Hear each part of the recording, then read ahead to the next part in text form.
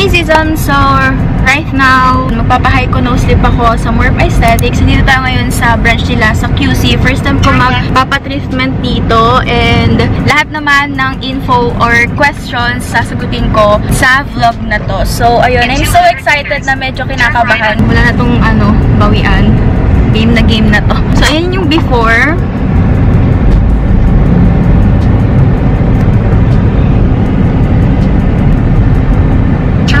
Bala ko talaga guys magpa-rhinoplasty kaso kasi wala pang budget.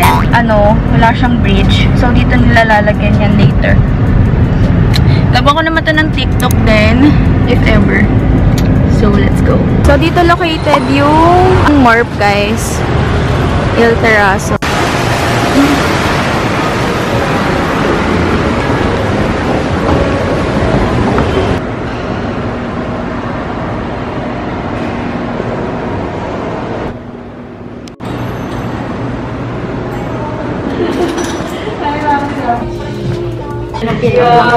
Information sheet.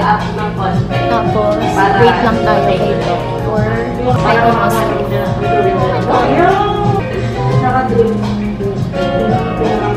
So guys, we're here na sa Morph. Sobrang comfy ng clinic nila. Ang laki. As in, so, ito siya. Katapos ko lang pala mag-fill up ng form nila.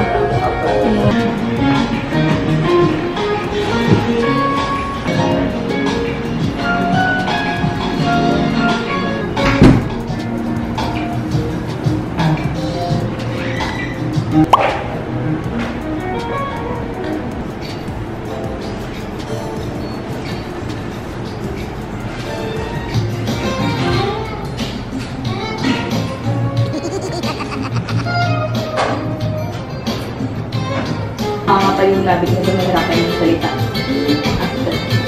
Siguro pala ng meeting natin. Hindi naman nag-reaction. So guys, ito muna yung nilagay sa nose ko para pampamanhid. 30 to 45 minutes tapos. Tsaka siya lalagyan ng anesthesia, yung tutusukan. May lalagyan pa doon ng other anesthesia yung regional. So, wish me luck. Nakuwan talaga ako. Pero, taste ganda. Wala na, nalagyan na. Hindi na pwede mag-back out.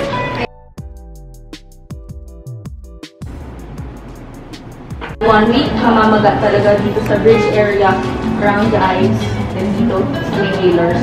Dito pwede yan. Kami 48 hours, bawal muna sana. Mga 3 days. Kasi baka prone pa siya sa exposure. So, antayin muna natin mag-stabilize yung threads as well as yung toxin na i-inject both veilers. So, medyo mapupula yung kasi doon ako maglalagay ng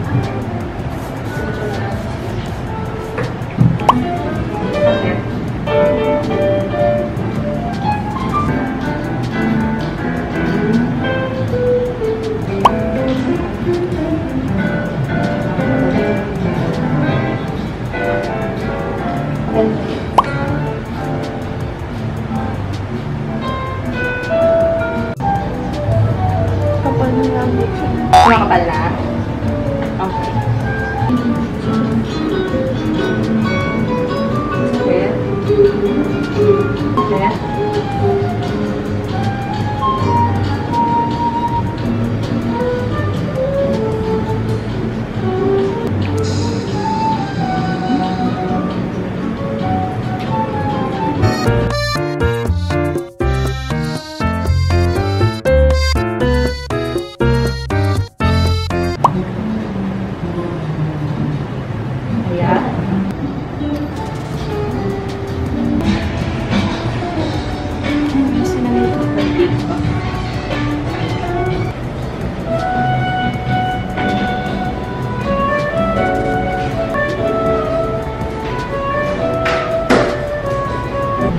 Ito po ba yun? Yung ointment, once a day.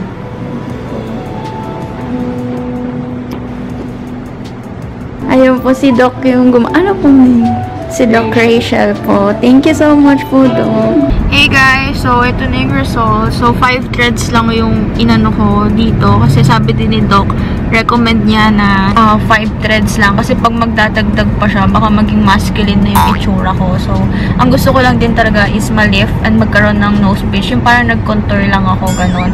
Ayoko yung OA na talagang lifted siya. So, ayan.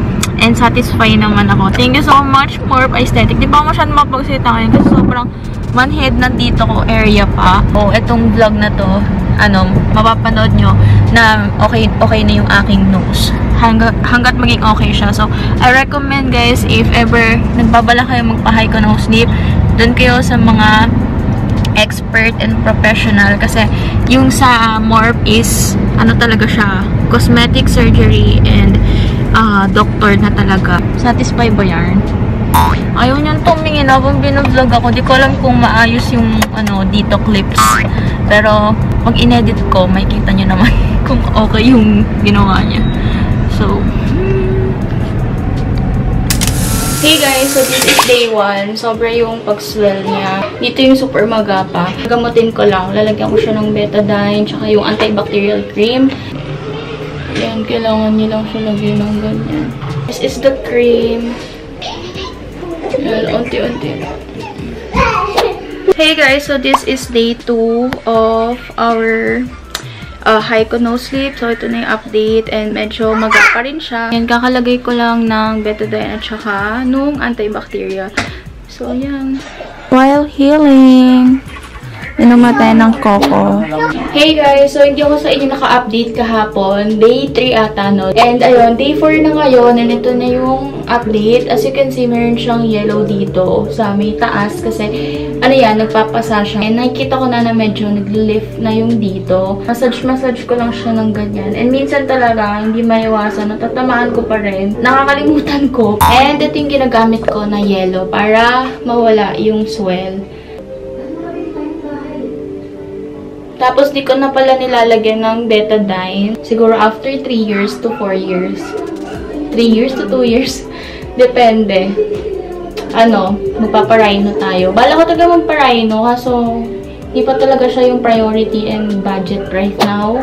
Hey Sisam, so I don't know if anong day na to, but this is the next day and ayan na yung update sa ating Hyco nose slip. Ayan, may mga yellow pa dito pero sobrang liit na lang. Yung binutas dito, hindi na siya masyadong visible. Ayun yung update and yeah.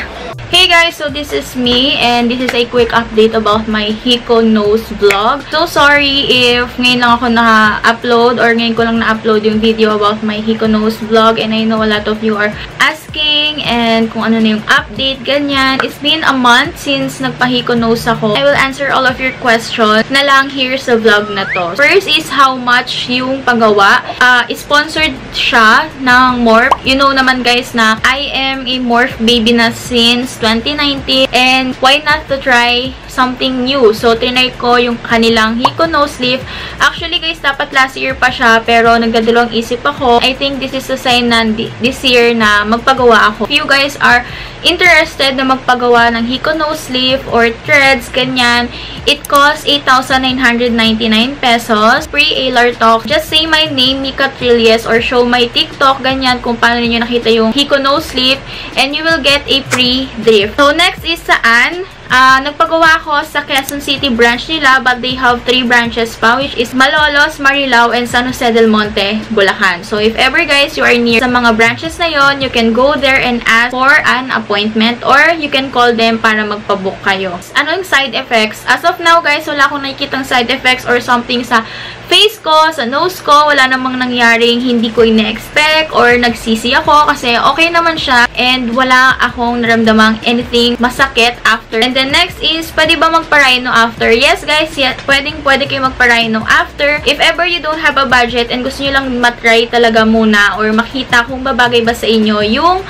lift na ilong. Pagpapa-rhinoplasty, sobrang mahal niya, as in 100,000, ganon. That's why tinry ko muna yung Hyco nose lift. But, mind you guys na kapag nagpa-hyco nose slip kayo, and then you decide na magpa-rhino, may additional na yon kasi hindi na virgin yung nose ninyo. Kailangan nyo sabihin yon sa inyong surgeon kung nagpa-hyco nose slip kayo bago kayo magpa-rhino. So, if ever you have budget naman, bakit pa kayo magpapa-hyco nose slip, diba? So, magpa-rhino na kayo diretso para wala ng expiration and all. Pwede ba hawak-hawakan or madiinan? Yes, guys, hindi naman to surgery or something, pero after a month siguro, pwede na. Iba kasi yung surgery na rhino talaga, yun, parang nakakatakot matamaan, gano'n. Doktor ba ang gagawa? Yes, guys, doktor po, dahil sa morph. Safety first sila, that's why kailangan mga license yung gagawa sa inyo. And nakikita ko sa TikTok or sa mga ibang videos na nagkakaroon ng problem yung nose nila after nila magpagawa ng hyco nose slip kasi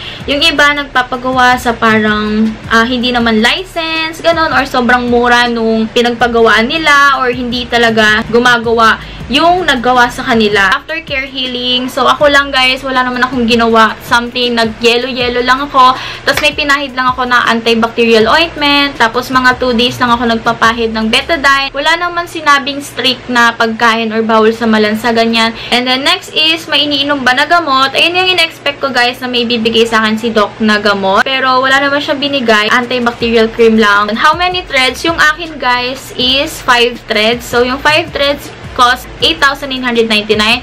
Pero kapag mag-a-add pa kayo ng threads is may bayad siya per thread. So, kung gusto nyo pang mag-add na mag-add para mas gusto nyo mas pakak na pakak. Sa akin kasi, okay na ako sa 5 threads kasi sabi ni Doc, kapag nag-add pa tayo ng mga threads pa, baka maging masculine na itsura ko, hindi na babagay sa akin. So, ako, saktong-sakto na ako sa ganito. Ilang weeks yung healing niya? 2 weeks sa akin guys bago nag-heal na nawala yung mga pasa dito, namamaga yung dito. Magalang naman is ito sa mga eyes ninyo, ito sa dito, and nagkapasa rin ako, ganon, dito sa pinaka-nose, dito sa taas, nagkapasayan. And 2 weeks siya nag-heal sa akin. So, depende yun sa inyo kung ilang weeks siya mag-heal. Naman is, ano yung Alar Tox? Kasi guys, kapag nagpagawa kayo, yung 8,999 is with pre-Alar Tox na yun. Yung Alar Tox guys is ito, parang ganyan, isasabay nila sa taas ng tip ng nose ninyo. So, i-inject lang yun sa inyo. Kaya, nakita ninyo, parang tinurukan din ako sa pisngi ng something kasi yun ay para sa anesthesia ng Alar Tox. Yung Alar Tox kasi nag-e-effect siya after a month, ganun. And then, anong pinagkaiba niya sa rhino? Kasi sa rhino, guys, is mas mahal and yung effect niya is pang lifetime na. Pero yung hyco nose slip is depende siya. Merong 6 months, merong 1 year, merong 2 years, up to max na yung 2 years na magtatagal yung nose mo. And then, hindi naman siya totally babalik sa dati na flat ulit yung nose mo. Pero, na-enhance na yung nose mo. Meron na siyang lift. Last one is, masakit ba? For me, guys, I will rate it as 8 out of 10. Hindi ko sure kung mataas yung pain tolerance ko. Pero, I think, yes. Kasi, ang dami ko nang napagdaanan na sakit. Dahil din siguro na-try ko ng mga tattoo. And then, dahil din siguro medtech ako. Puro kami tusok ng tusok and all. Kaya, nasanay na ako sa mga ganun. Kaya, I think, yung inject sa face is okay lang sa akin. But, I will say, depende pa rin talaga siya sa pain tolerance. Okay matakot kasi meron siyang anesthesia. So, yung anesthesia, yung medyo may mararamdaman yung kirot at sakit. Para kang binunutan ng ngipin. So, kung nagpapabunot ka ng ngipin, ganun yung effect nun, guys, kasi same anesthesia. And then, after that, ma-feel ninyo na namamaga na lahat all over your face, yung lips ninyo, ganun.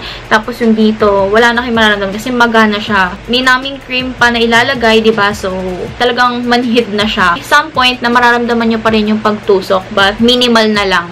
Ayun. And then, pag pinasok na yung thread sa ilong ninyo, may mararamdaman kayong something na uncomfy sa ilong. O parang yung bones ninyo, nararamdaman ninyo, ganun. That's it, guys. That's the update. And this is my nose after. Ayun na siya. Natural lang, and I like it that way. And let's see, guys, kung next year magpa-rhino na ba tayo. Thank you so much for watching this video. I hope na nagustuhan ninyo. And if ever na may mga questions pa kayo, you can ask. Thank you so much, guys, for watching this video. I hope you enjoy. Click the like button and subscribe to my channel. And thank you so much again, Morph Aesthetics, for sponsoring this video. Bye! Mwah!